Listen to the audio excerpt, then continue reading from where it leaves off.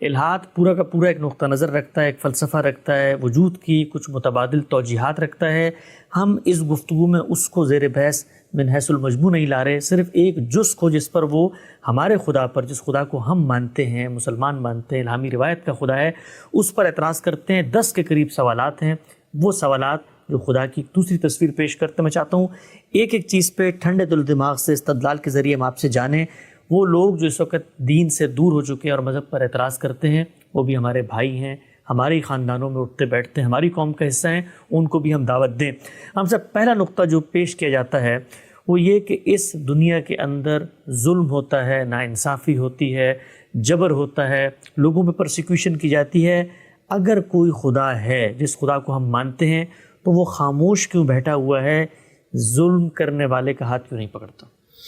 یہ بات بارہا واضح کی جا چکی ہے کہ ہم جب کسی چیز پر اعتراض کرتے ہیں تو سب سے پہلے جس چیز پر اعتراض کیا جا رہا ہے اس کو من البدایہ نہایہ سمجھنا چاہیے. ٹھیک. ہم جب اللہ تعالیٰ کو مانتے ہیں تو ظاہر ہے کہ پیغمبروں کی خبر کے نتیجے میں مانتے ہیں. یہ بات بارہا واضح کی جا چکی ہے کہ خلق کا فعل جو سوال پیدا کرتا ہے، اس سوال کا یہ جواب کہ ہمارا خالق ہے، یہ تو عقل کا ناگزیر تقاضا ہے. اس سے کم پر عقل مطمئن ہی نہیں ہو سکتی. میں آپ اپنے شعور کی ساخت سے مجبور ہیں کہ اپنا خالق تلاش کریں. وہ خالق کون ہے؟ اس کا ایک جواب الہاد نے دیا ہے، ایک جواب پیغمبروں نے دیا ہے. ٹھیک. ہم نے جب پیغمبروں کے جواب کو صحیح پایا اور اس کو تسلیم کر لیا تو پھر پیغمبروں ہی سے یہ پوچھنا ہوگا کہ جس پروردگار کا آپ تعارف کرا رہے ہیں، جس پروردگار پر ایمان لانے کے لیے کہہ رہے ہیں، اس پروردگار کی صفات کیا ہیں، اس کے سنن کیا ہیں، وہ انسانوں کے ساتھ کیا معاملہ کر رہا ہے. ٹھیک. ظاہر ہے کہ یہ بڑی اہم بات ہے کہ کیا وہ اس کائنات کو بنانے کے بعد انسان جیسی باشعور مخلوق کو تخلیق کرنے کے بعد کہیں آرام کر رہا ہے یا اس کا ہم سے کوئی تعلق پیدا ہوتا ہے. وہ تعلق پیدا ہوتا ہے تو وہ کس نوعیت کا ہے؟ تو پیغمبروں نے جس طرح ہمیں ذات باری کا تعارف کرایا ہے، یہ بتایا ہے کہ اس کائنات کا اور تمہارا ایک ہی خالق ہے.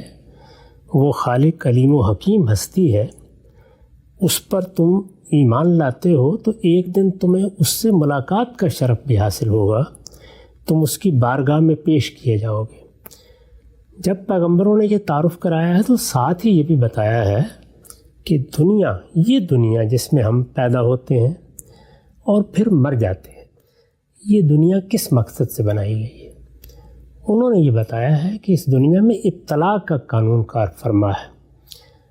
اس دنیا میں انسان، اسی طرح ہمیں خبر دی گئی ہے کہ جنات ہیں. یہ دونوں مخلوقات مکلف مخلوقات ہیں، یعنی ان کو شعور دیا گیا ہے، یہ خیر و شر کو پہچانتے ہیں، اور ان کو یہ دنیا جو اس وقت ہمارے سامنے ہے، اس دنیا میں امتحان کے لیے بھیجا گیا ہے. ٹھیک. اللہ تعالیٰ کی اس اسکیم کو کوئی شخص نہیں مانتا، وہ ایک الگ چیز ہے، لیکن اس کو مان لینے کے بعد پھر اس اسکیم کے لازمی تقاضوں کو بھی ماننا ہوگا. عقل کا طریقہ یہ ہے کہ جب آپ کسی بنیاد کو تسلیم کر لیتے ہیں تو اس کے لوازم کو مانے بغیر کوئی چارہ نہیں ہوتا. اگر یہ دنیا آزمائش کے لیے بنی ہے تو پھر کس چیز کی آزمائش ہے؟ ظاہر ہے ارادہ و اختیار کی. جس مخلوق کو آزمایا جا رہا ہے اس میں ارادہ و اختیار ہونا چاہیے. اگر ارادہ و اختیار ہے تو پھر اس کو مہلت ملنی چاہیے کہ اس پر عمل کرے. یعنی وہ ارادہ و اختیار کیا ہوا کہ جو دے دیا گیا ہے لیکن مجھے آزادی نہیں دی گئی کہ میں اس پر عمل کر سکوں. یہ آزادی دی جائے گی. اس آزادی کے لیے ضروری ہے کہ جتنی مہلت مجھے ملی ہے اس کے دوران میں میرا پروردگار بالعموم میرے معاملات میں مداخلت نہ کرے. چنانچہ اسی کو مرکوز رکھا گیا ہے. اللہ تعالیٰ نے آزادی دی، اختیار دیا. اس آزادی اور اختیار کے لازمی نتیجے کے طور پر ظلم بھی پیدا ہوتا ہے، عدوان بھی پیدا ہوتا ہے، انسان ایک دوسرے کا استحصال بھی کرتے ہیں، ان کو قوت حاصل ہوتی ہے تو وہ دوسروں کو دبا لینے کی کوشش بھی کرتے ہیں. ان کے اندر جو جبلتیں رکھی گئی ہیں، جیسے تفوق کی جبلت ہے، وہ قتل و غارت گری بھی برپا کر دیتی ہے.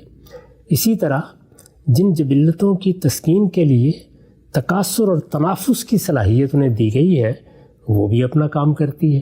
اس میں چوریاں بھی ہوتی ہیں، ڈاکے بھی پڑتے ہیں، لوگوں کی عصمت اور عزت پر بھی ہاتھ اٹھایا جاتا ہے.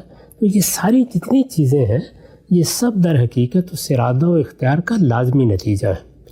یہی میرا اور آپ کا شرف بھی ہے. اسی کی بنیاد پر ہم انسان ہیں.